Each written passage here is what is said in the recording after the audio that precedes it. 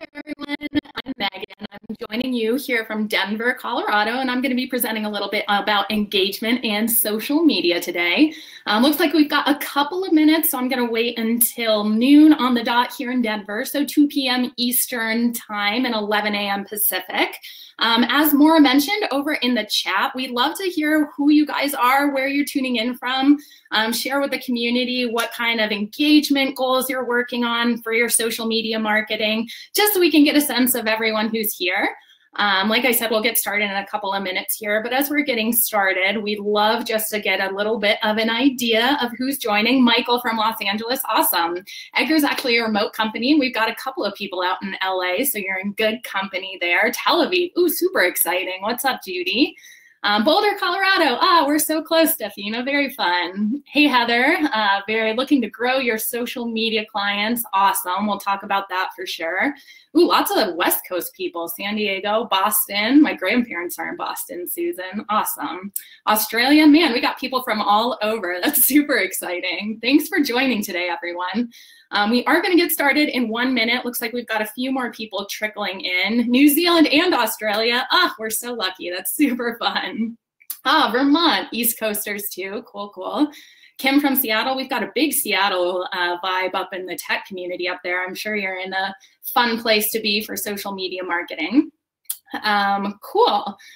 Florida, very fun. Arizona, we're doing a company retreat in Arizona in May, actually, Stephen. I'm super excited to go there.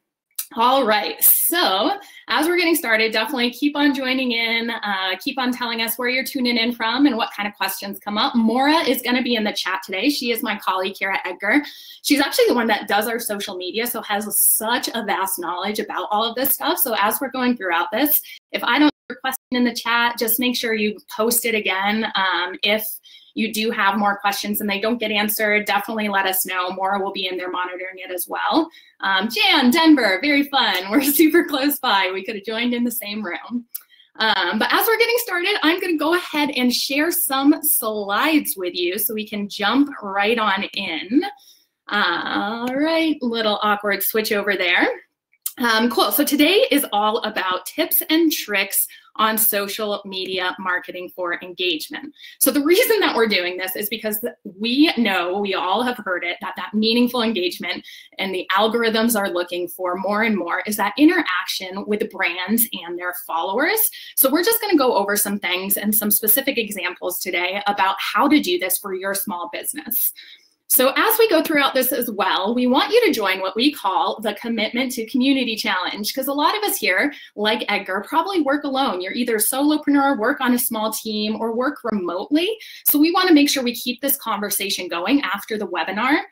So if you use the hashtag Edgar webinar and either tag us or DM us on Instagram or Twitter, our handle is @MeetEdgar, go ahead and either screenshot your favorite slide or go ahead and let us know the goals that you're working on so we can help be your accountability partner and keep chatting about these concepts if we don't get to them all today, or if you want to go in a little bit deeper, or even tag or DM us just to thank Maura today for doing the chat. She's going to be answering so many questions, and she's the one who runs our Twitter and our Instagram. So pop on over and give her a big shout out there and tag us.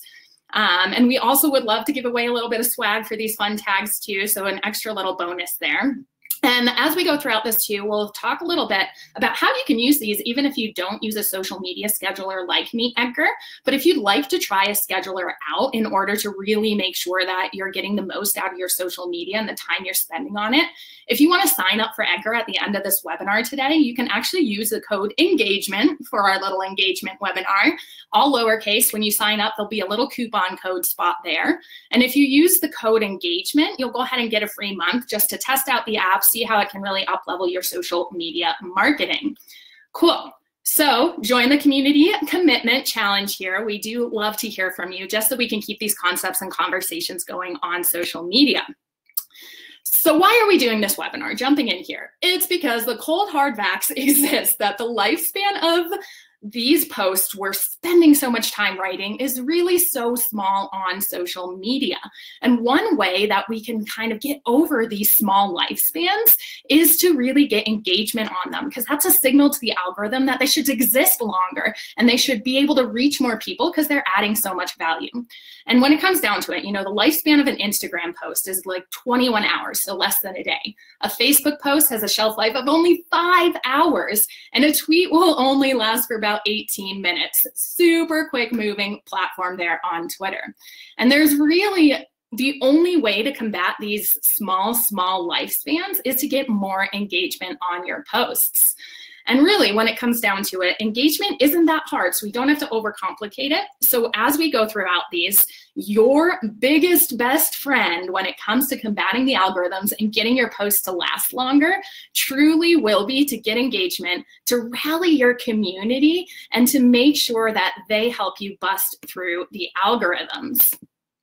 And it's okay to admit the algorithms are so confusing. I work in social media every day, and I am still a little bit mind blown about how they work. So before we jump into kind of the examples and all of that fun stuff, I want to just kind of demystify a few of the things about the algorithms in general on each network. So we're going to start with the basics. Long gone are the days that the chronological feed is how your posts show up on all of these networks. Today, you get what you're given based on the algorithm. And the algorithm really is just a process that ranks the available posts that can display on a news feed based on how likely that user is to have a positive reaction to your post. Each of these positive reactions is calculated a little bit differently per network.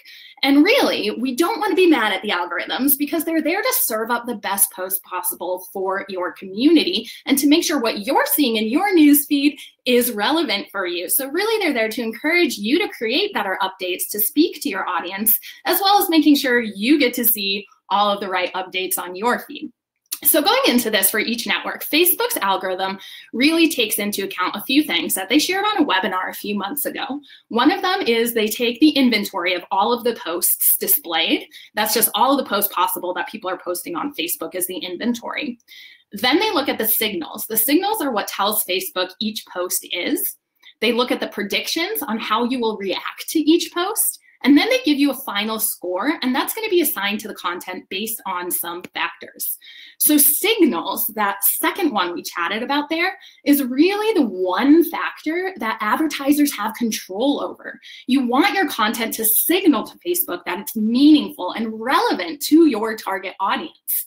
These are what Facebook really uses to help make sure your content gets to the top of the feed and gets that bigger reach. So as we go throughout this, some of the things that those signals contain are comments on a person's status of a photo or of a post, engagement with a publisher's content, shares in messengers or on your wall, replies to comments, what time it was posted, who posted the content, how informative the post is, and really how they get those signals is by likes, shares, and most importantly these days, comments. You know, it's also worth noting that comments between people on conversations on a post is really what they're looking for. So those replies and between the page and a person and you responding to them are going to be the strongest weighted thing in the Facebook algorithm. Twitter, as we were seeing on that last slide, Twitter's lifespan is 18 minutes, so small. And the average is, they say, that there's about 6,000 tweets sent out every single day. And without an algorithm, the best ones are going to get buried. So that algorithm on Twitter is truly your best friend if you're speaking to your audience, so your updates don't get lost on those 6,000 that are sent out every day. So in order to improve the user experience for your followers on Twitter, you want to make sure you're playing to the algorithm on Twitter. And what this takes into account is the accounts that you interact with, you as a marketer on Twitter, as well as the tweets that you engage with and your followers engage with on yours. So if your tweets receive really high interactions, it'll be ranked at the top of your followers' timeline, and the chances are that you'll be shown to users who don't follow you are even higher that way. So it does take into timeliness, but it definitely takes into engagement, who you talk to, as well as all of that fun stuff too. LinkedIn is a really interesting one these days, guys. I don't know if you know, but LinkedIn got purchased by Microsoft a few months ago, and they are doing some huge changes to their algorithm and stuff. So it does take in relevancy, not recency anymore. So what this really means is that when you're scrolling through your feed, the content that you are likely to see in a post is the conversations and the stuff that's getting commented on, pretty similar to Facebook that way, is going to be more relevant rather than the timeliness is really taken into account. So there's actually like 4 phases that they introduced in a webinar when they changed their algorithm. The first phase that the LinkedIn algorithm looks for is what they call the computer filter. It's filtering out anything that they see clearly as spam or clearly as bot. If your post passes that test, it goes on to the second filter in the LinkedIn algorithm, and that's the engagement test. And this test is really monitored by the amount of engagement you get within the first hour of publishing your content. So LinkedIn engagement in the first hour is going to be huge for the reach there. And engagement is just comments, likes, shares, all of that fun stuff. The more engagement that your posts are going to receive on this, the more likely you'll get onto that phase 3 check of the algorithm. The phase 3 in LinkedIn is your profile check. So this is a little different than most of the other social networks, as LinkedIn actually looks at the assessment of your profile, either if it's your profile or your page's profile, to determine whether your network, so the people you're connected to or the people who are following you on LinkedIn, is relevant or not. So if your content is relevant, you're going to move forward to that last phase. And guys, this one was mind-blowing when I figured it out. And let me know in the comments if you think this is crazy too. But they actually bring in a human element in their algorithm. This last phase is that if it has got here, a human will actually go in and look at that post and determine whether your content is relevant, engaging, and personal. And it's going to push it out to the masses. So if you get to this phase 4, if you've got enough engagement on your LinkedIn posts, an actual human from the LinkedIn team will look at it and determine if it's a personal story, if it's a really relevant educational post, stuff like that, and they will help you go viral with it. So LinkedIn is becoming a really social and really interesting network for marketers. Crazy, I know. Cool. So those are kind of some basic outlines of what each algorithm has per network. And as you can see, engagement really is the common theme. They just all have a few nuances. Go ahead and let us know on Twitter or on Instagram if you want a little more information about those, and we can go into it a little bit deeper with you there. So timing. I know I just got done saying that it's all about engagement, but timing is really playing into each of these as well. So I wanted to give a quick overview before we go into some engagement samples of some basic timing. Now, of course, everyone's audience is different, guys. Please don't take this as a kind of end-all be-all. Go into your Facebook insights, go into your Twitter analytics, and actually look when your audience is online. But as you notice, timeliness is really going to play a huge part in that engagement factor, because you want the post to be online at the time your followers are so they can engage with it. And using a scheduling tool like MeetEdgar can help with that, because like when you're driving along or if you're on the phone with your grandma or something, you don't have to be like, oh my gosh, my community's online, I have to post. The scheduling tool can take care of that for you. So then you can just know your post is getting out there, it's getting engaged with, and then you can jump on and do the comments later yourself. So some basic rules to follow if you're just getting started out, or if you don't have a lot of data on your specific audience, are here for what you can kind of think about. So finding the best times to post here isn't a guarantee that this engagement is going to happen with these times, because I want you to go into your insights and I want you to go into your analytics to find what your audience does. But based on some kind of aggregate studies that have been done by some big data companies, we found that Facebook engagement is really high in the early afternoon. So using a scheduler like Edgar, you're going to want to put your time slots in the early afternoon, or set a calendar reminder if you don't use a scheduler to get those on the early afternoon for Facebook. Posts around 1 p.m., they receive the most shares on Facebook, and around 3 p.m. usually receive the most clicks. So if you're doing a shareable piece of content, like an inspirational quote, 1 p.m. is your best friend on Facebook, where 3 p.m. it's going to be more for your click-through rates of your blog posts and driving traffic and stuff like that. Kristen, we do have a nonprofit and church-related discount for Edgar, as well as just going into some basic examples that will go on throughout this webinar too. So stay tuned and let us know if you do have questions about that at the end as well. Twitter is typically found at 12 to 3 p.m. Mondays through Friday, has the highest interaction there. And this correlates with a lot of people taking time off for their lunch break from work. And they're kind of checking their Twitter feed because they want something to read during their break. So it makes sense there. Link click-through rates on Twitter have been really highest between 12 and 6. Again, leaving work, lunch breaks, wanting something to read on the metro home, stuff like that for all you DC and New York people out there. Also, just like Facebook, Wednesdays seem to be a really busy day on Twitter. So if you're just getting started, maybe consider clustering those time slots on your schedule around Wednesdays. The middle of the week pattern also continues for LinkedIn. Highest engagement rates and timeliness is Tuesdays to Thursdays. Instagram, it has its own algorithm, so this one's really important to kind of dive into your specific community, but it is found that typically weekdays, Monday through Thursday is highest, as well as mornings, thinking about how your specific consumption habits on social media are. You wake up and typically you look at Instagram. So morning time is awesome. That kind of 5 a.m. to 8 a.m. hour gets huge engagement rates on Instagram. So those are just some general timeliness things. Let us know on Twitter or Instagram if you do have more questions, and we can kind of help you dive into your specific analytics too. But why do we post on social media, guys? We post on social media for a lot of different reasons. One of the reasons we do is to share what you know and share what your expertise is with your readers and with your followers, and to bring something to the table for them. Offer your expert opinion, have a unique point of view, and analyze what's going on in your industry. And you can do this in each of these types of posts. You can do this in a sales post because, of course, as small businesses, we need to promote our businesses on social media. We do this to get engagement and to build community, because really, again, your community is going to help bust through that algorithm more than anything else. And each type of these pieces of content should not just be broadcast out, they should be engaged with. Social media is not a broadcast channel anymore. It is an engagement channel to build your tribe up. You want to build your brand on social media as well. And you want to really take the time to learn from your audience. You know, go to some of your followers' pages, see the language that they use, see the comments that they're making, to try to get inside their head so that you can really get into what your audience persona is, who's following you, what do they like, and tailor your content for them that way. Changing just a few things in the language that you're using so that it resonates with your followers more can really help get this engagement rate skyrocketed. So take the time to do it.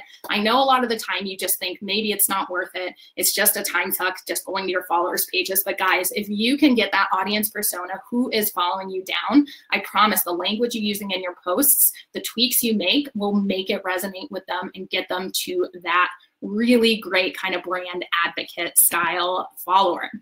And doing this as you're starting to kind of get in with the engagement vibe here, I want you to kind of shift your mindset that it's going to want to get that meaningful conversation with a friend. People are on social media to connect with their friends and family, and you want your brand to be that kind of brand they want to hang out with, that they want to connect with as well.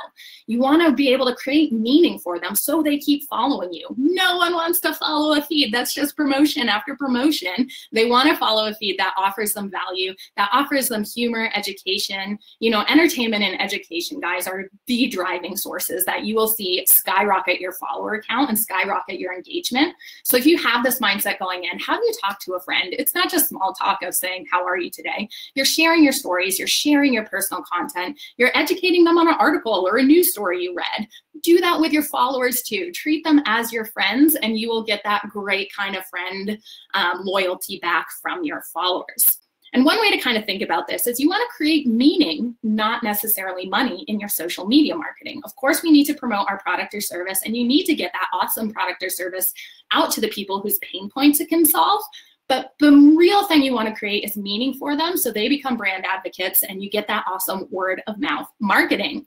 And you can keep up with the big brands. I know a lot of us here are small businesses. Go ahead and pop into the chat kind of what industry you're in so that we can kind of get an idea, as well as just thinking, you know, if you see someone in a similar industry, let's create some community here. Share your own Instagram handles, share your own Twitter handles. So after this webinar today, we can also create meaning amongst each other. Oh, I love this. Look how many different industries we have. Go ahead and scroll through these, you guys, and start to see who you can connect with in this Edgar community on Instagram. Share your handles, connect with each other so you can create this meaning so that you get that strong following. And keeping up with the big brands right now is really cool too, because you have time to respond to all your followers, where a brand like Coca-Cola or something might not.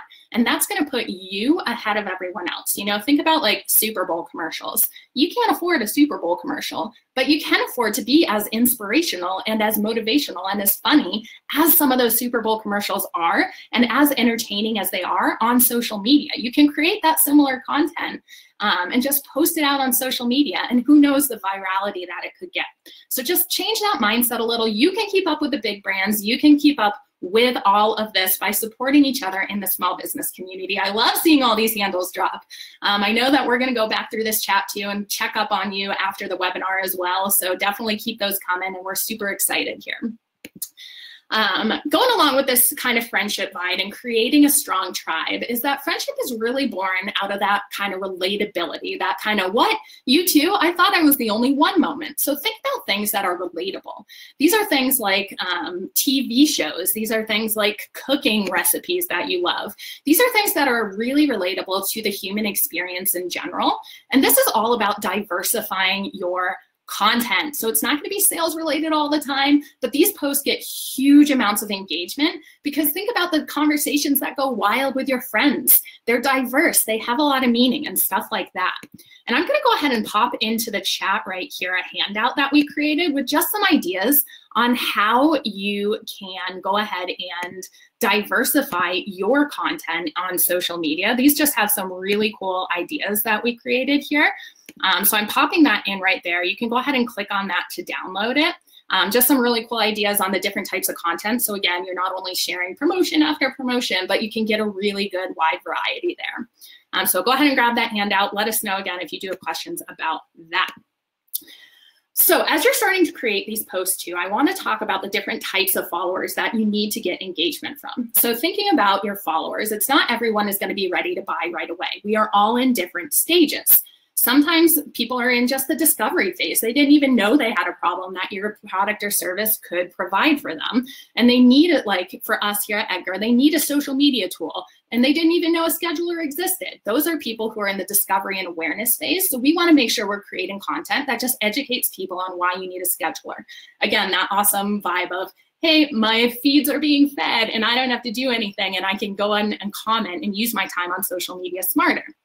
Then there are people in the consideration phase who know your product or service exists and they need that social media tool, but they're not sure which one yet. They're still in that research phase. You need to create content for people who are in that consideration phase that educates them on if your tool is the right one for them, you know, how your tool differs.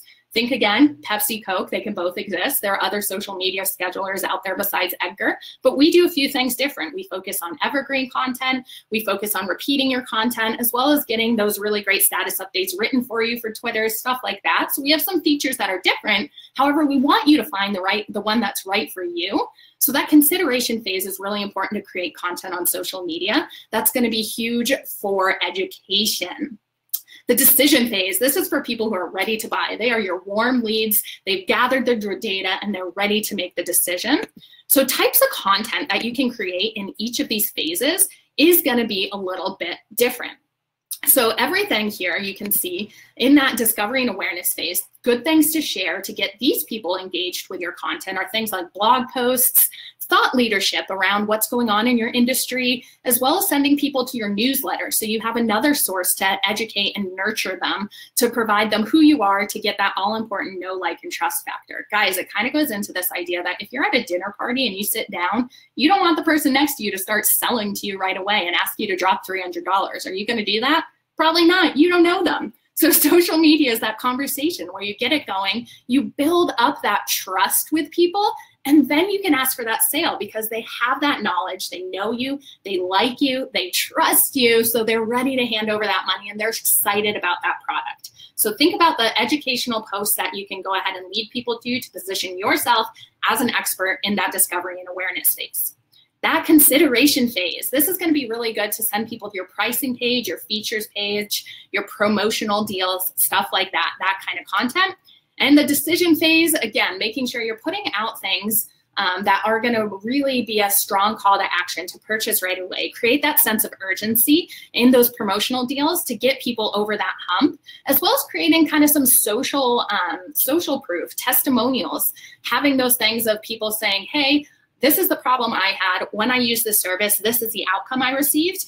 And to really get people to know, okay, this worked for someone else, maybe it'll work for me too.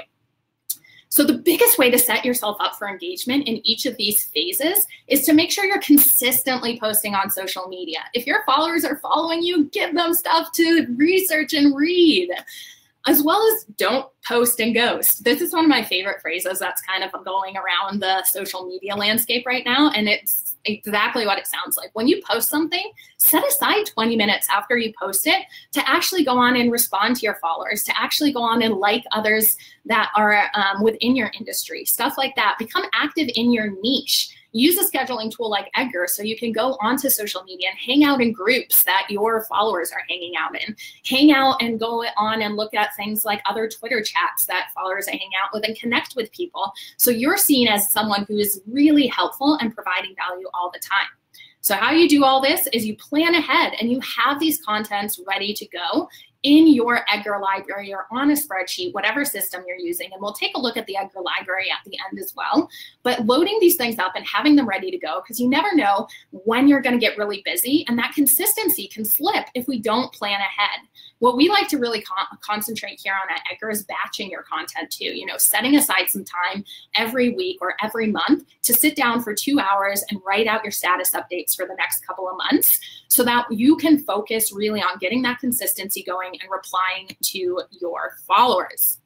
So some things that I really want you to think about too is think about how you can take these things and ask for an opinion that you have going on with your followers. People love to share their opinion about what's going on in the industry, and they want to hear from you as an expert too. And these types of posts get huge amounts of engagement. You want to talk about your greatest successes and your biggest struggles of the year. Guys, if you don't share your failures, someone else could be making that exact same mistake when you had the ability to help them and learn from it with them, and they will see that as huge value. So those posts get a lot of vulnerable kind of comments back and forth and get that great meaningful engagement. Talk about things going on in your industry, share your opinion about what you feel, because you know there's a lot of different types of people out there probably doing similar things, but you are the only you. You're the only one who has your opinion on that, and that's what's going to set you apart from the other people in your industry. So please be sharing your opinions about stuff on social media. And don't forget to share that personal story. You know, the space on the web is yours. This is your little niche in your industry to make yourself shine. So share your personal stories. Make sure you're sharing your face, getting that kind of human to human connection, because people want to buy from people, not logos when it comes down to it at the end of the day. And talk about why you created your business in the first place. You know, guys, there's no successes and failures. If you haven't tried this type of personal content out yet, really make sure that you're giving yourself that goal and getting brave about putting yourself out there and experimenting, because I promise you'll see your engagement rate skyrocket if you're getting brave about showing your face, showing up about who you and your brand are for, and really creating that strong community. And going along with this kind of sharing your personal story, I want you to start sharing it from the beginning. I want you to start sharing that origin story, because really, when it comes down to it, our brains are hardwired for storytelling to have beginnings, middles, and ends, and sharing the origin story really roots you in where your product or service began. One of my favorite ways to kind of describe this is think about how cool it would be if you knew how like carrot cake was created. Who the heck puts carrots in cake? Was it just falling off of a shelf? What happened? If you have that documented, if you're just starting out, document these origin stories of how this stuff is happening, because who knows how fun it would be to share years down the road when your business has really taken off. And everyone really thinks what they do on a daily basis is boring because you do it every day. But think about it. Other people live lives so different from yours, and your lifestyle and your kind of day in the life and your unique opinions about what's going on in the world is really interesting and can add a lot of depth and detail and can really make sure that you're getting out there and rooting yourself as a really strong brand. You know, think of the Apple story of originating in a garage, Steve Jobs building that in a garage. They tell that in a lot of their marketing because our brains want that kind of beginning, middle, and end aspect. So going along here too, I want you to think about what type of content has done the best for you. Go on and have a baseline from your Twitter analytics, from your Facebook insights, and see what types of posts people are engaging with. In your Twitter and in your Facebook Insights, there's a really cool tab on the left that says posts. And if you go to this posts tab, you'll actually get to see like if people like your links better, if they like your photo posts better, if they like your video posts better. And you want to get a baseline of the types of content people like the most so you can keep winning and keep upcycling it. Because if someone has a signal that that type of content is doing well, you want to create more of that type of content to get more of that engagement. So upcycling your content is really about identifying what your lead magnets are, what type of content is really getting the most click-through rates, and repurposing it. So things you can think about is if a blog post has like a really high click-through rate or a lot of time is being spent on it, really make sure you get some pull quotes from that blog post and add it in as like a text-only tip so that people who don't have the time to click through and read that blog post still get that awesome knowledge from you and you're still educating them. Links through to blog posts too. I want to touch on this real quick. I forget if I put it on later, but this is really something that you want to think about. You don't want every single value educational post to be a blog post link because the algorithms really want you to stay in the network. Facebook wants to keep you in Facebook. Twitter wants to keep you in Twitter. So if you're continuously putting link after link, that's a signal to the algorithm that you're sending people away from the app every single time.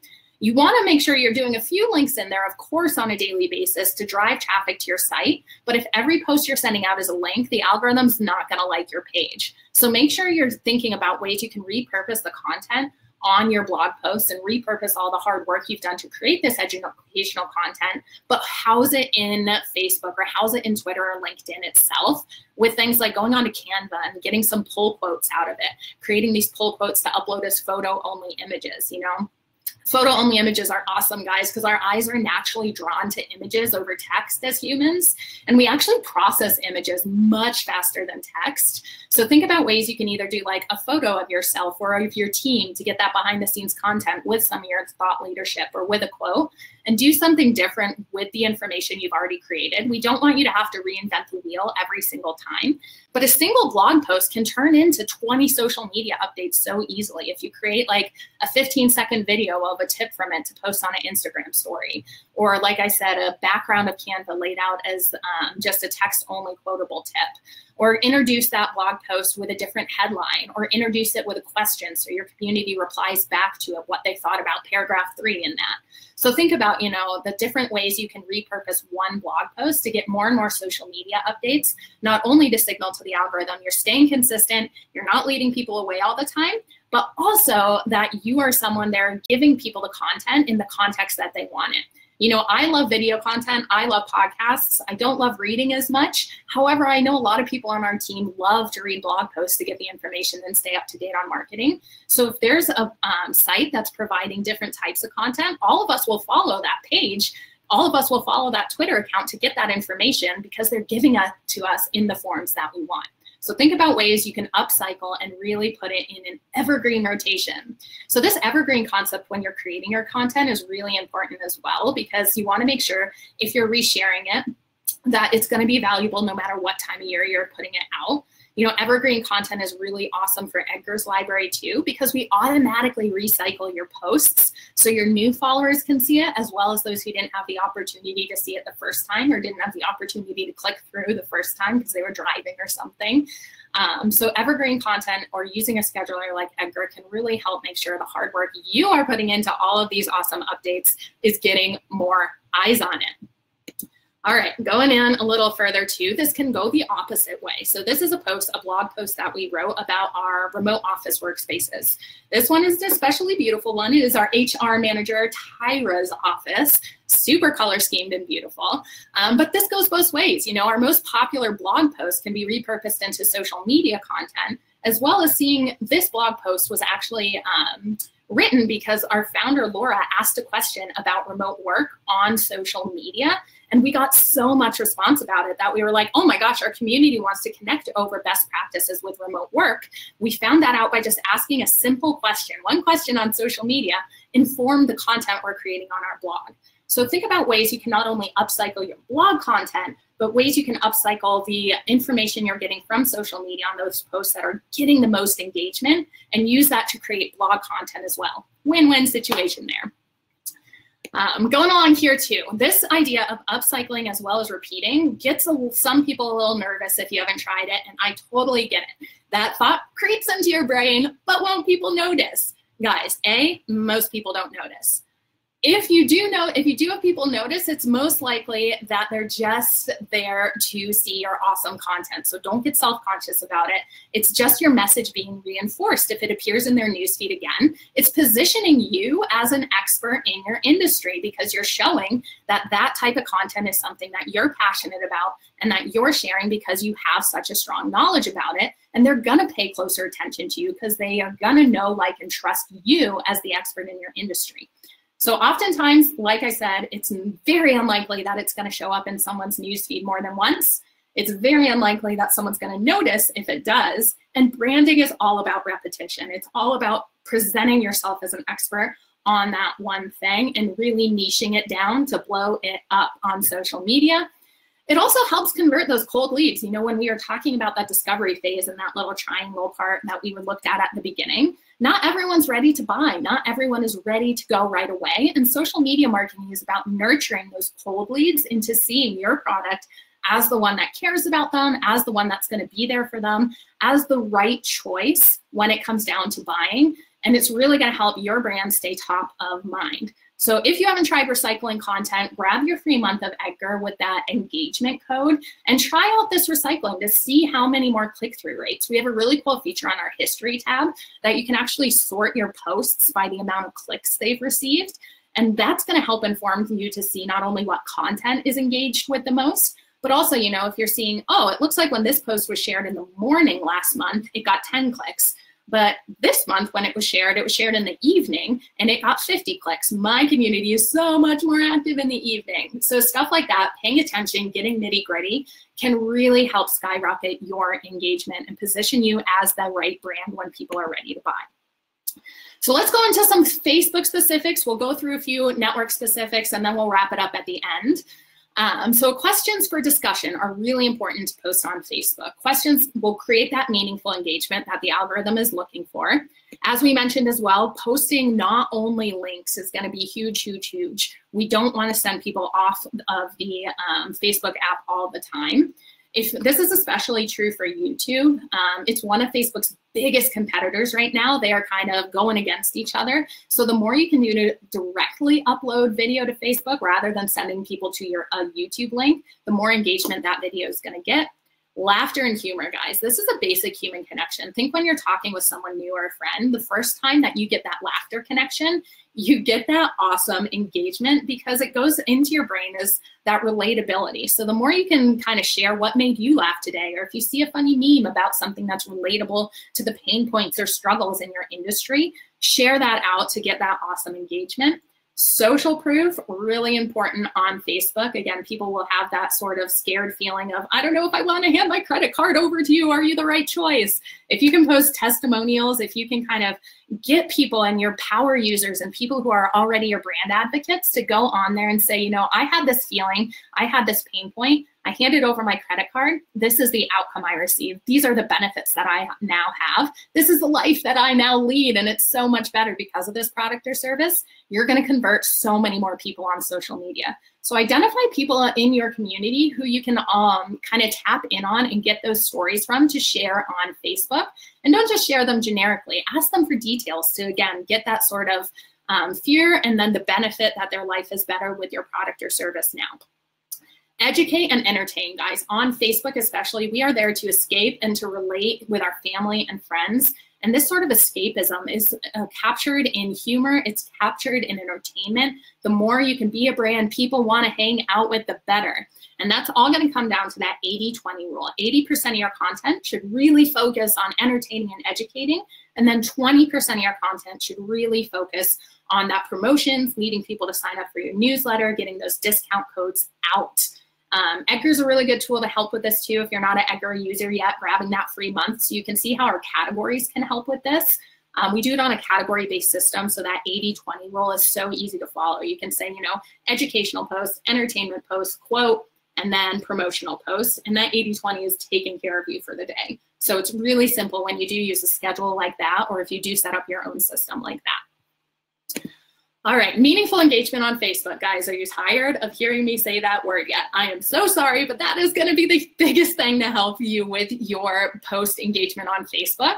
And I want you to think about this as comments with 4 or more words. So don't just look at those like emoji comments that people are gonna leave. Those aren't helping you with the meaningful engagement. What Facebook's algorithm looks for is 4 or more words. So when you're replying to your followers, make sure your replies are substantial and have at least 4 words in them to get that good boost in reach that comes from that, as well as, again, comments between people. So start a discussion and really start to get people talking between each other as well as between you. And the way you can really do this is start to think, you know, is this post for your audience or is this post for your ego? Really share on a level that you want to provide value, that you want to make sure they are getting the most from you. Because if you're sharing because of ego, no one wants to engage with that post. People want to engage with the value, with that vulnerability, with that real human aspect. And your readers want to be nodding along with you as you read to them. And they want to be going, oh yeah, I agree with that. That is me. And they want to relate to that. And that's going to really get that meaningful discussion between them when they see you as someone that they can trust and have a discussion with. A good way to kind of get this relatability factor is think about if you're just texting a friend when you're writing your status updates. Think about the language you'd use that way.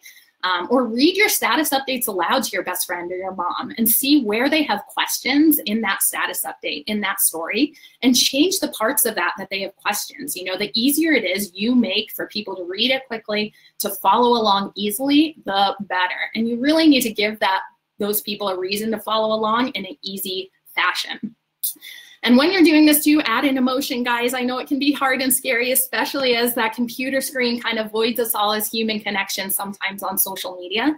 But no one is loyal to anything in this life without emotion, particularly brands. So the more emotion you can add in, again, if you're telling that story to your friend, think about how the emotion you'd go ahead and put into that text or go ahead and put into that phone call and try to add that in as a social media update. So guys, 4 more comments, go ahead and get those comments between people and think about, is this for your audience or is this for you when you're posting? And these things don't always have to be super serious. You know, these are some of the most engaged with posts that when I was researching for this webinar. This Walmart one is pretty brilliant. It just says, caption this with a really funny photo. Nothing to do with getting Walmart more sales, but what it's doing is it's getting that meaningful engagement on the post, as well as its brand building. You want to follow a page that provides you fun opportunities to interact with. We're all sitting at home alone when we're scrolling on our phones sometimes just to kill time. And if you can interact with a brand, it's a fun way to kind of get that good connection and emotional bond going. So think about ways you can diversify your content, use that handout that I dropped in there to go ahead and think about these things too. And I just like to put this National Geographic on there to kind of get you guys brainstorming how you can do things that are entertaining in a really funny way. This one's obviously for Twitter, but they made it really brand specific. It follows along with their brand guidelines. Obviously, they posted a lot of animals. National Geographic's about animals. So it goes along with their brand, but it's entertaining in that really fun way. So think about ways that you can really make sure that you are getting those entertainment posts for that 80-20 rule and for engagement. As we're talking about, really important thing to note here as we're talking about engagement is I want you to really focus on doing things like these last 2 posts here in these kind of fun engagement, caption this, or just a really funny thing to get those meaningful conversations.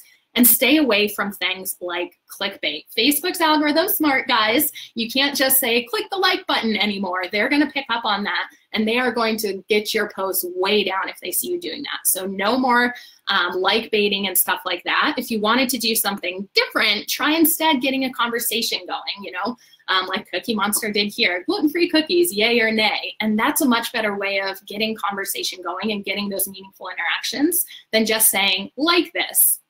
So think about ways of staying away from that clickbaiting. Twitter specifics. Guys, the more you give, the more you get on Twitter. And I want to really dive into Twitter here as being a really cool network when it goes into Twitter chats. This is one of the best ways to get engagement these days on Twitter.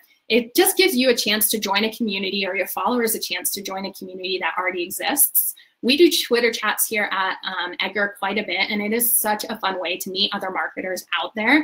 It's a conversation around a unique hashtag, and this hashtag allows you to follow the discussion and participate in it. Twitter chats are usually reoccurring on a specific topic on a regular basis, like the one we host that Maura actually in the chat over there hosts for us. So definitely join our next Twitter chat as well to see how these work.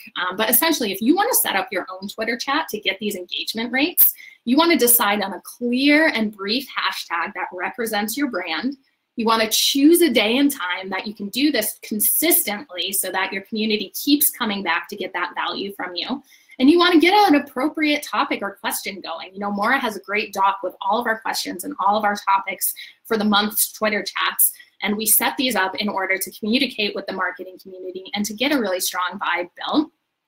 And you want to use a tool like Edgar to plan and promote your Twitter chat too. You know, you can put your scheduled content into Edgar. We have one-off posts that you can schedule for like a day before your Twitter chat, 30 minutes before your Twitter chat, 15 minutes before your Twitter chat to put your reminders out there so that you can then spend the time actually planning on what you're going to say and don't have to actually promote your Twitter chat.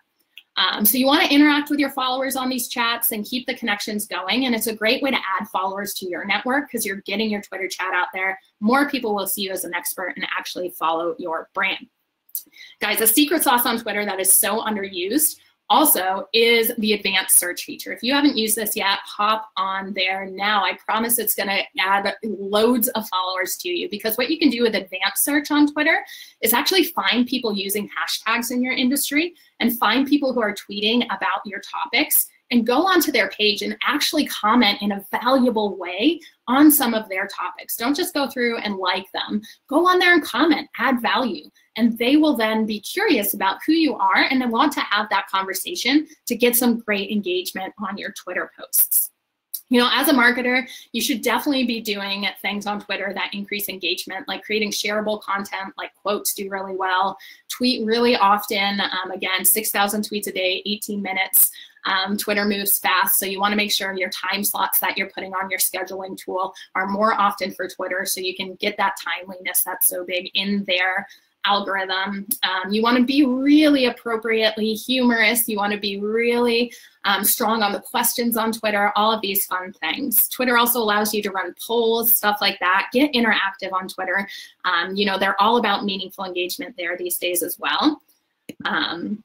And going along here too, you want to make sure each tweet has a really strong call to action for it to invite your audience to engage with your Twitter chat. You know, you're asking people a lot when you post links, whether it's on Facebook or Twitter, to click off the site, as we said. You're asking them to leave, to stop their scroll, to stop their social media and go to your site. That is a big ask when you think about it. So think about things that you can do to make the smaller asks first so that when it comes down to it, that big ask of clicking off your site is so much easier to achieve. So think about things you can do to get engagement for smaller asks or things like, you know, leave an emoji if ... or, you know, click my latest blog post to see, and then within that space that you're writing the caption, add some value in the actual caption. Don't just share the link on Twitter with no context around it. But actually get that strong call to action with a little bit of value. And those smaller asks will lead people to trust you. So your big ask of having them leave the site is actually going to be a lot easier to achieve. So strong call to action, but think smaller asks first. So the big ask of leaving the social network is so much more elegant. So Twitter is really important for crafting the perfect headline too. Headline creation is so huge. I mean, I know I do it. I've read an article headline and not actually the article and think I'm an expert about it now. We all do headline reading and stuff these days. So crafting a really strong headline is going to be huge. You know, here at Edgar, we actually create probably around 20 headlines for every blog post we produce. And the reason that this is not only helpful is getting the best, strongest headline for that article, but those other ones, those other 19 that we don't use in the actual blog post headline can be served as actual status updates. You know, Twitter does have this rule that says you can't send the same tweet to the same Twitter account more than once anymore. That's in their terms of service now. So in that term of service, the way you can still reshare your blog post and make sure that it's getting more traffic to that blog post is varying the language you use in order to introduce this. So Edgar actually has a way to automatically do this for you, and it's really awesome. If you put like a blog post into our composer feature and you click on our auto generate variations tool, Edgar will actually get different pull quotes from that article to go ahead and reshare that link on the schedule that you set up, which will save you a ton of time. But again, make sure that you are crafting maybe 20 headlines per blog post you write so you can use these extra ones as status updates to send out to Twitter. One thing that I always like to also suggest is taking a peek at maybe how bland like a headline that maybe we would write for an article says, how to improve your social media strategy. Cool, I would like to improve my social media strategy. I might click on that. But think about how much more exciting you can make this headline with things like alliteration, as well as things like strong emotional language. So this how to improve your social media strategy headline can be adding to your engagement by just making a few tweaks to say the foolproof formula for successful social media strategy. So much more fun to read, so much more fun to say, and that foolproof is the strong language. That's really, really cool to see how your engagement rates are gonna increase if you get a little bit more emotional, fun, and strong language oriented on Twitter. Instagram, everyone's favorite these days, myself included. Instagram's algorithm is a little bit different in the fact that it's so community-based because they want to create these little tribes on Instagram. One thing that I really want you to focus on Instagram is making sure you hook us in from the beginning. When you're scrolling through Instagram, you get 20 characters before you have to click that more button in order to see the rest of the post. So if your post caption is longer than 20 characters, guys, don't bury the lead. Put your strongest part in that first 20 characters so you are stopping people scroll there. You know, you want to add detail to it, but make sure you're hooking us in that first 20 characters so you're compelling people to click that more so that they're reading your entire caption afterwards. And think about the details that you can add to your captions. You want to make sure that they're like sitting down with a friend to drink a glass of wine at the end of the day. Add in some of those fun details to make it really personal on Instagram. Instagram also takes in dwell time these days. And what dwell time means is how long people are actually staying on the post. So if you're hooking people in with that first 20 characters and then they're reading the rest of the post, that dwell time is going to be a signal to the algorithm that says, oop, make sure that we're sending this out to more people. People are liking to read this. So first 20 characters important, but make sure you're also adding detail to it. Highly curated pictures, guys. Give people something to look at that's beautiful, and make sure that when you're feeling stuck and you're not sure what to post, that you're thinking about the things you like to see on Instagram, going to your followers' pages, seeing what they like to talk about as well, to kind of get really personal on Instagram. And I want you to kind of think about being like Oprah. How does she interview people? She asks a lot of questions. So ask your followers questions on Instagram and show your face when you're doing that so you can increase your know, like, and trust factor and get that good behind the scenes content. People want to feel like they're getting something that other people aren't when they follow your page, especially on Instagram. And one way to do this is to say, you know, pull that curtain back about how your business operates and give them that kind of vulnerable scene. And they're going to think they're getting something that other people are out there aren't. And this is going to lead to huge engagement rate increases and more followers compelled to want to get the content that they can only get if they follow you on Instagram. Another way to kind of get more engagement on Instagram is when you're posting on your feed, make sure if you're posting like a blog post, you go up to your story and you post something that says, you know, new blog post available with a fun picture of maybe you. That's going to be ephemeral content that disappears in 24 hours. So that can be kind of less curated content, but you're still getting people who just check their stories, because guys, I know some days I just flip through the stories and don't actually scroll through my feed. So if you have a really powerful post that you put out on your Instagram feed, pop up into your story and share a behind the scenes content about it and tell people it's in your feed. Direct people to go there. Get that strong call to action so you can get more engagement on that post. I also want you to think if you're struggling to post on Instagram, if you're feeling stuck, you know, think of some things, the top 5 things that make you who you are. Ask your friends and family what comes easily to you. What are they seeking out when they ask you questions? And turn those things into the types of categories that you can start posting from.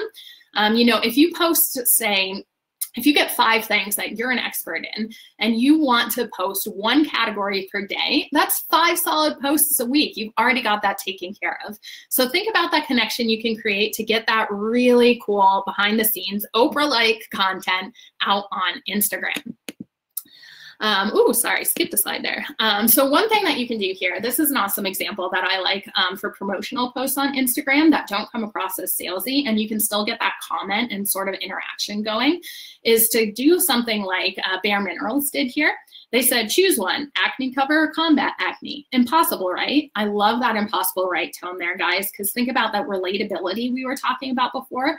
People want to go, oh yeah, me too, impossible. Sorry, all you guys out there who are on this webinar now that it's a makeup one. I know, not impossible for you, but think about something that's related, that's relatable to you.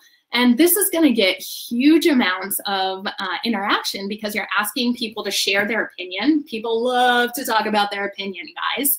But it's also promoting your brand, because look at the amount of details that they can go ahead and provide. And it's getting that 20 letter caption in there really well too, because they're saying choose one, giving the options impossible, right? That's going to show before the more kind of button you have to push.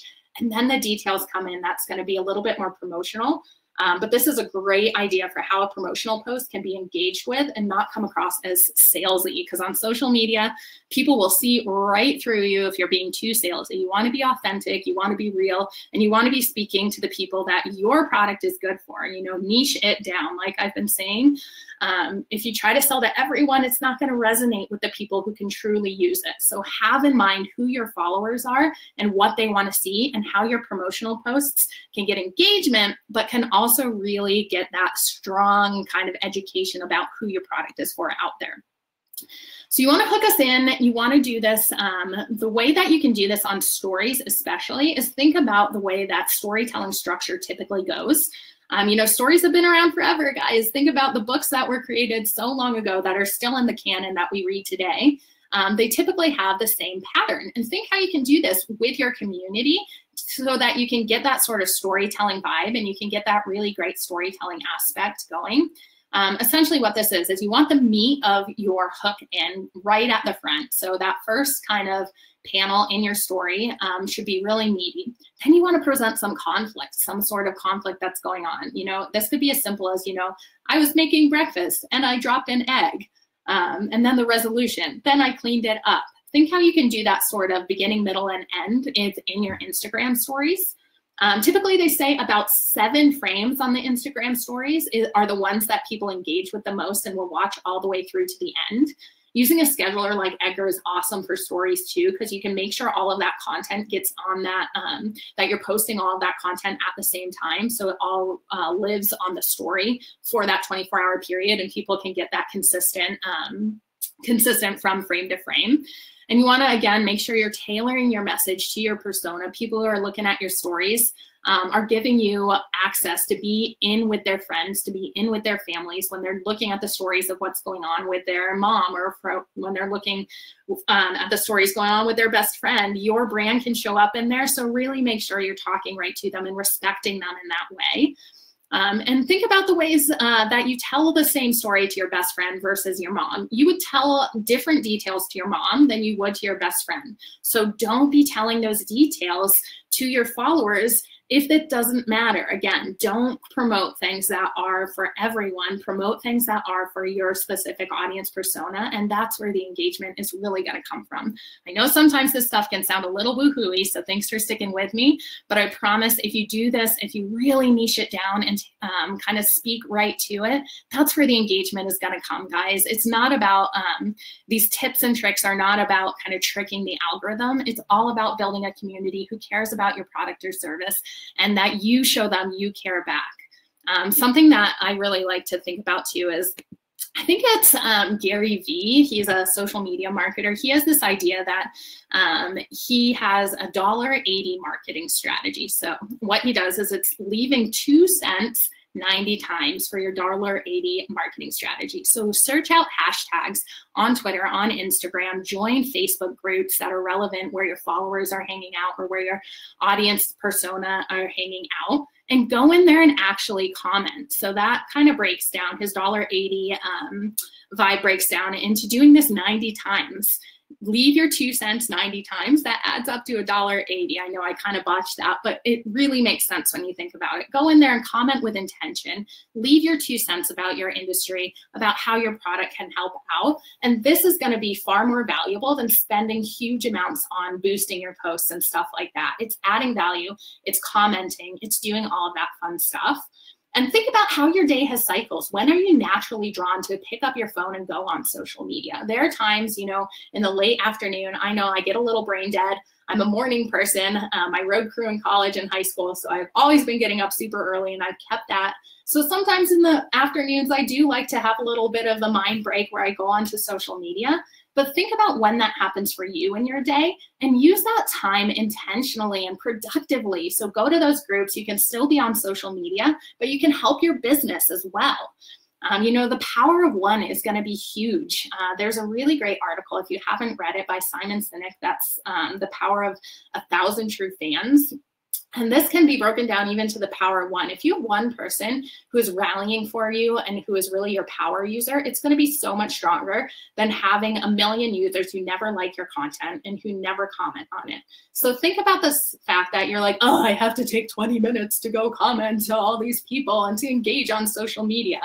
Guys, if you're doing it right, that power of one is going to get you a strong tribe. It's not going to happen overnight, but if you're consistently showing up, if you're providing value to your followers, you're going to get huge amounts of engagement and likes back. So go into these, go in with the intention when you're searching these hashtags of having a real conversation and offering real value. So LinkedIn specifics, this is our last one. Thanks for sticking with us. LinkedIn, again, that human element, crazy, guys, I know. But LinkedIn is looking for video right now. They're also competing with YouTube. So their algorithm is giving huge amounts of preferences to video. So go ahead and get your video up there. You know, again, take some of your thought leadership concepts and make sure you're turning them into like a couple of minutes of you speaking, something like this. It can be as simple as going on with your iPhone camera, you know, things like that work so well these days. People aren't looking for polished content. You want it to look really authentic. So that's totally a fine way of doing it. And get your personal stories out there on video. Video is the one time you have to connect with your followers in a face-to-face interaction like you're there with them. So take advantage right now. The algorithm is favoring video. Again, algorithms change all the time, but take advantage right now of that video to tell your personal stories on LinkedIn. LinkedIn's also obviously a little bit more professional than some of the other networks. So I want you to think about the how-tos. And if you guys are kind of confused about like what information about my product or service should I share, reach out to your email inbox, your support team, and see what questions people are asking about your product or service. Or if you have a sales team, what pain points do they see coming up all the time that people are asking about? And make some how-to videos or make some how-to posts about that. Because if one person has a question and they've reached out, the typical kind of math that people say is if one person emails in, probably 10 other followers out there have that same question. So make sure things aren't just sitting in your inbox and being answered to one question. Get that content out, make some how-to videos, not only to help your support team out, but also to make sure people are educated on your product or service. Take advantage of these things now as well by really making sure you're diversifying that content with storytelling in your videos. That personal side on LinkedIn is huge with the human element that comes at the end of their algorithm. The reason that they're looking for this, again, is because they want to be more of a social network and start to play along with the big boys of Facebook and Twitter. So they're really looking for this kind of behind the scenes content right now. So make sure you're sharing that. So hopefully, fingers crossed, you can get to that phase 4 of their algorithm. And if your post is getting enough engagement, that human will see it. And if they find it valuable and educational, they'll get you that great virality there.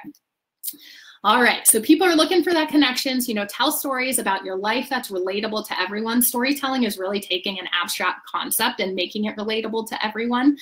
So think about not only just telling about your features, but tell a story about why they matter to you.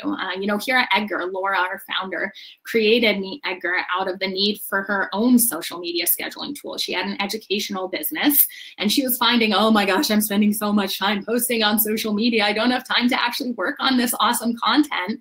And that's why she created the tool of Edgar, and she just created it for herself. And when she started telling people about it, they were like, oh my gosh, I'd use that too. So she created this tool then for other people to use. And that's a great story to kind of take an abstract concept of a social media scheduler, which I don't really know if everyone knows what that is when you just hear that term, but if you tell that story behind it, it can get that educational aspect out to people who are still in that decision-making or still in that awareness factor and make it more relatable to their real life. So think how you can do that with your business and go ahead and post those things out there. And as you're doing this too, you want to make sure that you have that conflict in there. Even if it's just, if you're finding a struggle to kind of get that conflict in your story, it can even be a conflict of, I don't know what to post today. And think about how you can tell a story of what happened in your day that led to you not being able to post. Your morning routine, stuff like that is really gold on social media these days. If you're creating video for LinkedIn as well, if you have a really logical copy for it, like if the post itself you're writing is really logical and it's appealing to that logic of why you should buy your product or service, make sure your video has a little bit of emotion, or vice versa. If you have a really emotional story that you're writing, make sure the video is a little bit more logical. And that way you can get both sides of the brain involved in the buying process. We think that we are logical when we make all of our purchase decisions, but really, guys, purchase power is so emotional when it comes down to human behavior in consumption habits. So make sure video is a really cool way of doing this logical and emotional side and making sure you're getting both of those elements in there. So take advantage of this. It's harder to do when it's just a text post or just a photo post. Much easier to do with video to get that logic and get that emotion in there.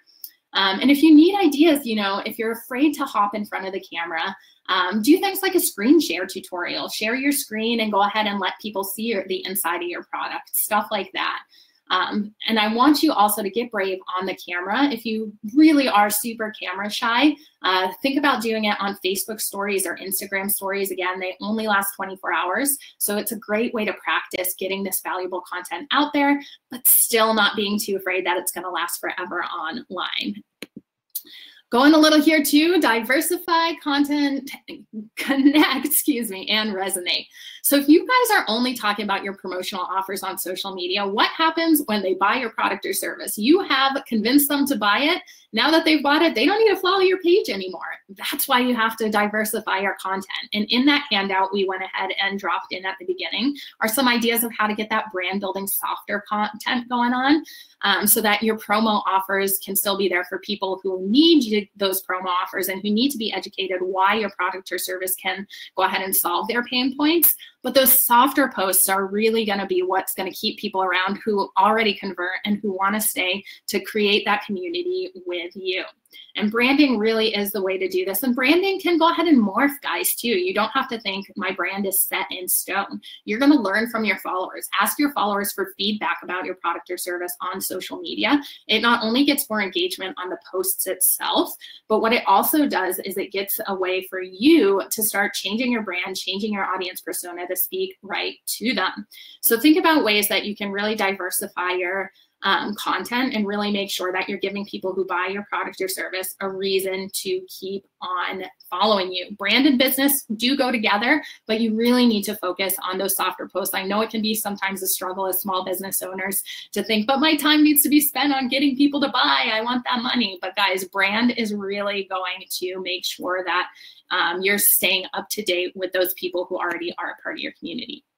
And another way to do this, especially as the world is going more and more towards purchasing on values, is to share your mission and share your values. If you have followers who have common values with you, that's going to keep them around too after they buy your product or service, because they want to connect with people who have a similar outlook in this world. And so you want to share your company mission. You want to share your values. And you want to make sure that you're getting that out to create a strong community on social media. Here at Edgar, we have internal company values that are value for value, ownership, and making sure that we're all on one team. And these internal values can actually be used in the social media sphere as well. We want to make sure that every post we're putting out there is offering our community value too, and that we're taking ownership over any questions being asked on social media, and making sure that we're on the same team as you. We're a small business as well. You know, we're not a huge team. We're only about 11 people here at Edgar, and we are doing this marketing thing along with you. So that's also why we want you to come on out and join our Twitter chats, DM us on Instagram, tag us on Instagram to keep the discussion going, because we love to research this stuff too to find out how our tool can help other small businesses. You know, we're really passionate about making sure small businesses can succeed because we are a small business ourselves. So if you're not using our tool yet, that's why we're going to offer that free month. MeetEdgar.com, go ahead and sign up with the code engagement to get that free month, and let us know if you need help setting it up. I'm actually the onboarding coach here at Edgar as well, so I'm happy to help kind of give you a walkthrough of how the best way to set it up is to achieve your social media goals. And it's really about finding that mission. As I'm talking about now, the MeetEdgar mission of making sure small businesses succeed is really going to be really awesome for you guys to determine how that is for your brand too. You know, what fears and anxieties are keeping people up at night that your product or service can solve. And that stuff is really the gold that's going to drive social media marketing for your brand, because it is your responsibility to let people know you have a product or service that can benefit them, can make their life better, that can make them sleep better at night.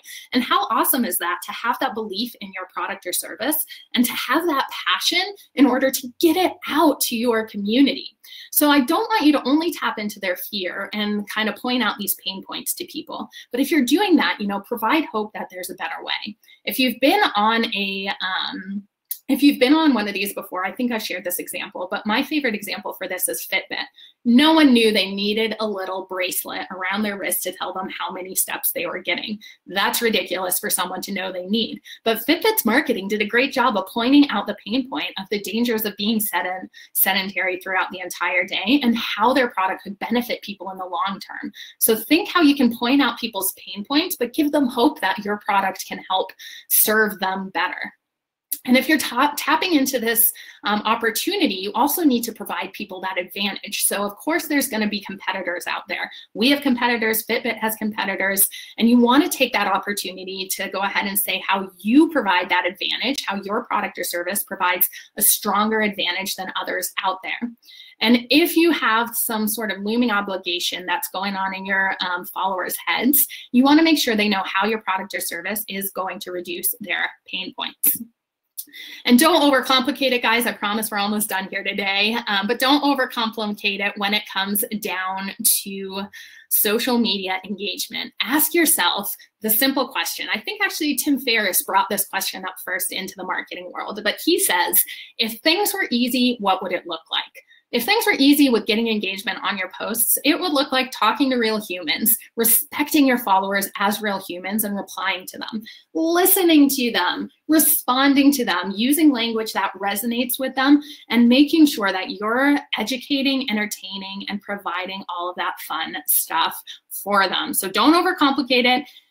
Avoid the burnout by using a scheduling tool like MeetEdgar so you can sit down and load up your status updates into our library, schedule it out, and make sure that part of your social media is taken care of so that when it comes down to the time for you to jump on and actually engage with your followers to get all of these comments going that we've been talking about, you know that that's the time that matters for social media.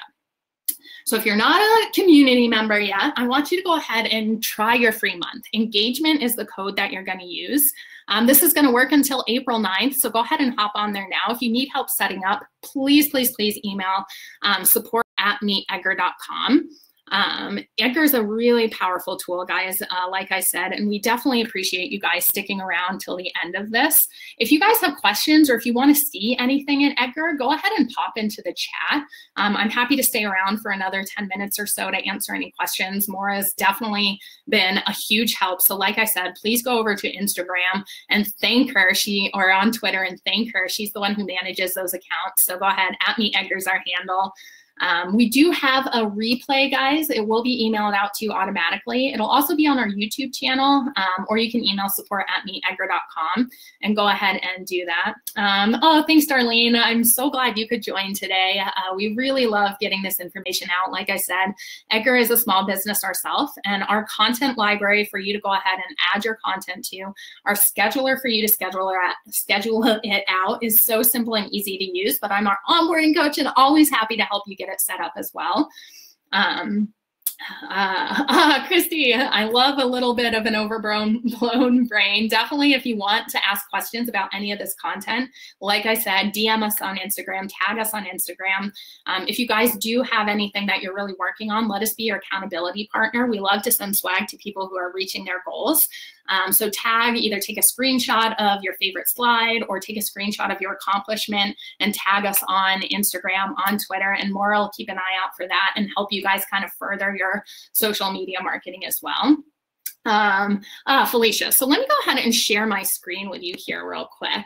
And I'll show you real quick how you can get a social media status update sending out to multiple accounts at once. So like if you wanted to send your blog post, your newest blog post going out to Instagram as well as to Facebook and Twitter and LinkedIn all at the same time, it's completely possible to do this with Edgar. So I'm going to log into my Edgar account here real quick. So this is an Edgar account, and what you're going to go ahead and do is when you click to add new content in MeetEdgar, this is going to be your add new content button right here. You always check off the permissions of the posts that this has permission to go out to over here on the left. So if you wanted to send this to like multiple pages, multiple groups, your LinkedIn and your Twitter all at once, you can leave all of these checked. Or if you like to do specific content related to one specific category, or one specific network or different brands, if something over here is not checked off, Edgar will never post it there. You're then going to select your category. And guys, these categories are customizable. So you can make sure the buckets of posts you're sending out to your followers are really custom to the things that people in your community will resonate with. Then you're going to go ahead and write your status update right here. If I'm sending people to the MeetEdgar site, I can always see like what this is going to look like once it's sent by popping over to this preview tab, you know, seeing what the Facebook preview is. Once I'm happy with how this looks, I'm going to save it to my library. And so the library is essentially just a catalog of all your posts. Everything you add to Edgar will always remain in the library here. And then for Edgar to actually send stuff out, you're going to tell him when on the schedule. So this is the coolest part, is this is a weekly view. However, this week repeats over and over again, so you only have to set it up once. And you're just going to click into the area that you'd like that time slot to appear. You're going to go ahead and check off the accounts that you'd like this to send out to. You're going to select the category, so the type of post it is, and you're going to click on Save. And that's now going to be a time slot for you. And how these time slots are working is a last in, first out rotation. So Edgar will be going along, he'll hit that time slot. The most recent update you added to that category will be the first one sent out to the networks attached. He'll then put it to the end of the line in the category and move along. Next time he hits that time slot, the next update will go out, put it to the end of the line and move along. And he'll work his way through all of the posts in that category. If you're continuously adding new content, we also have an RSS feature, which can automatically continuously add new content for you. Edgar will send that newest content out first. Once he's gone through all the content in that category, that's when he'll resurface your older updates in order for your new followers to see it, as well as those who didn't see it the first time. So super simple. If you wanted to send out the same piece of content to all your networks at once, you can do that. Or you can shuffle your categories to get one time slot to send a different update from that category in the library out. We also have features like scheduling a one-time post for like holidays. We also have features for adding content, like I said, through an RSS feed, or having Edgar automatically do variations on your content, stuff like that. So if you do have more questions about how that works, definitely snag that free month. And what I'm actually going to do real quick right here is we have a getting started guide. And I'm going to put that in the chat here right now. So if you want to go ahead and grab this PDF too, if you're interested in giving Edgar a try, it's a great kind of setup, as well as why social media automation is so powerful when it comes to engagement. So grab that PDF and give it a look if you are interested in getting an Edgar account, because I do think it's a really great kind of thing to have that sort of aspect of why should I automate my social media, and to kind of get that in there. But yeah, like I said, you can send it out to all your accounts at once. You can send it out to one account, whatever works best for you. You can auto-generate variations to make sure things are going to be repeated, stuff like that. Cool. Yeah, keep your questions coming. We'll stay on for another 5 to 10 minutes. After that, keep the discussion going on Twitter, on Instagram, and support@meetedgar.com for other questions. Yeah, so you can customize categories. I'll actually go ahead and show you real quick, share my screen again, about that auto-generate variations feature, because I think that is a really cool one that can be such a time saver. So this will be one of our blog posts here. However, if this was just your blog post, or if you like to curate content from other people's feeds, if you actually come into Edgar here and you check off the accounts you want it to go to, you select the category, the type of post that this is going to be. You go ahead and put a URL in here. If you click on this auto-generate variations feature, what Edgar is going to do is automatically pull out different pull quotes from within that article to add as a variation. So this way, when this whole post comes up in the rotation of your posts, Edgar will send a variation, then he'll expire it for Twitter to make sure you're staying in compliance with their term of service. The next time this post comes up, he'll have another variation, so you can get the benefit of resharing your evergreen links onto Twitter, but staying in compliance with that term of service. So this is such a time saver, guys, for us, especially here at Edgar. We love using this because we know all the marketers who follow us want to get all of the great blog posts that Maura actually writes for us here. So another reason to give her a shout out on Twitter and thank her for all of that awesome information. But they want to get that information, so we want to make sure we're resharing it for people who have just found our Twitter page, but we obviously want to stay in compliance. So this is an awesome way that Edgar can help you do that. That kind of history page that we were talking about in the webinar as well, this all-time clicks column, this third one here, will show you like the amount of clicks that a link has received. And it's a great way, again, just to dial in a little bit deeper on the types of content people are clicking on. Stuff like that is really, really helpful. You know, with the rotation of your posts too, Edgar's a pretty flexible platform in the sense that you can create categories that are seasonal specific, or like a Monday motivation category, and only pop it on your schedule for when you want that content to go out. You can also do things like expire content on Twitter within Edgar automatically, or you can mark it as a use once post. So when it sends out once, Edgar will automatically go ahead and retire it. You can do things like set a holiday post up, so you don't have to worry about on New Year's Eve getting up from a late night partying or something like that and having to post out to your following. You can go ahead and use this arrow right here, and you can click the schedule, send, and save option and go ahead and put in the day and time you want this post to send out. And if this is populated, Edgar's going to hold this post out of the rotation, post it over to the networks attached here, and then if use once is checked off, he'll automatically expire it. So awesome for one-off promotions, awesome for holiday posts, and then let your weekly repeating schedule actually go in and take care of your evergreen content there.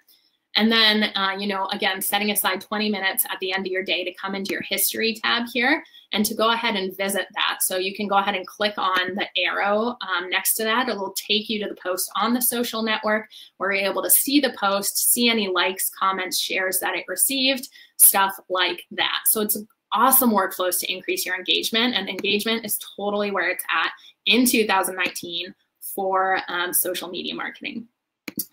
All right, guys, I do have to jump off here. Erica, yes, you can expire an entire category. Essentially what you're gonna do with that is if that category is nowhere on your schedule, Edgar's not gonna post from it. So you can just make sure when you put on like a summer blog post category, you can load up all your content into that category in the library Edgar, before that season comes along. once that season comes along, pop that category on your schedule, let it run through for the months that the summer season is. Once the season's over, pop that category off and none of those posts will actually go out. So it's a great way of doing it. Oh, awesome. MeetEdgar has caused my comments to go crazy.